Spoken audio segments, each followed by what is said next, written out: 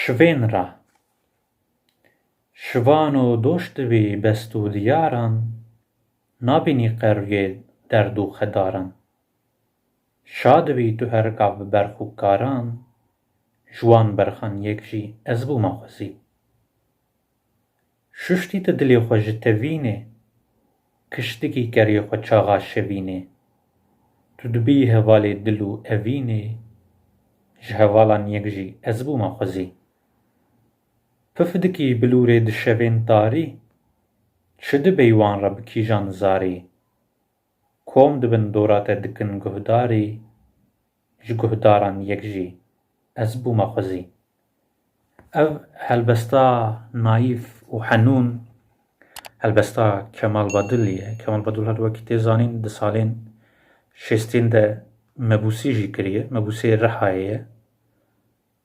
û ew niha bi gramera xwe ya Kurdî tê naskirin. Xasî dizanim ew gramera ewil e li Tirkiyê. Sala 1965 de tê çapkirin.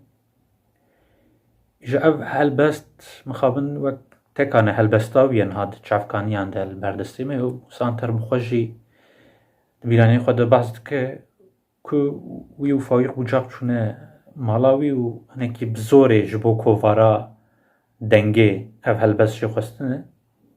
Kovara dengê mixabin min nedît lê xuya ev helbest li wir çap bûye. Feqî wî Seyîn Saniş bi xwe jî di dîroka edebiyata Kurdî, dîrokabêjiya Kurdî kitêba xwe de behs dike ku dengê wî gelekî xweş bû, dengekî wî zîz hebû û her tim li cevatan hez dikir ku helbestan bixwîne. Xuya ku gelek helbestên wî hebûne, lê mixabin niha tenê ev helbest berdestê me, lê hêvî dikim rojekê ew helbestên wî derkevin. Ev helbesta wî pirs helbesteke sade ye ya rast, lê ev nayê manê ku helbesteke xerab e. Min dîmeneke pir xweş û naîf wekî min gotî ya Kurdistanê dîmeneke wa pastoral çê dike û bi xwe jî xuyayê hesreta wî tiştî dikişîne. Tevî ku mebûsî jî kiriye lê ew her hesreta Kurdistanê û ew dîmenên gund, dîmenên dar û beran kişandiye. Her wiha hez dikim çend agahiyan derheq kitêba wî gramerê de behs bikim. Musanter di bîraniyê xwe de behs dike. Dibe di heman demê de dibe min jî kitêbeke gramerê amade dikir, kitêba gramera Kurdî û de wî jî amade dikir. Dibe ji ber vî tiştê xuyaye Kemal Badilî bi xwe xema wî tiştî kişandî û fedî kiriye ku kitêba xwe li berî Musanter bide çapkirin, wek eybiyekê dîtiye. Musanter jî vêya fehm kiriye hên biye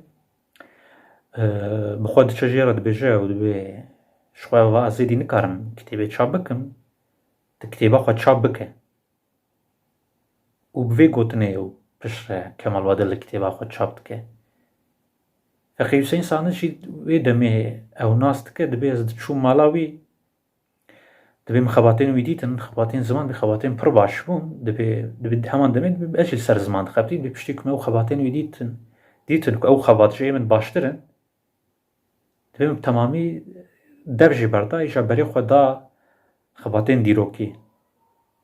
Lê piştî ku kitêb çap dibe Feqî Hüseyin dibêje min dît ku gelekî masî hene, ez dîsa li xebatên ziman vegeriyam.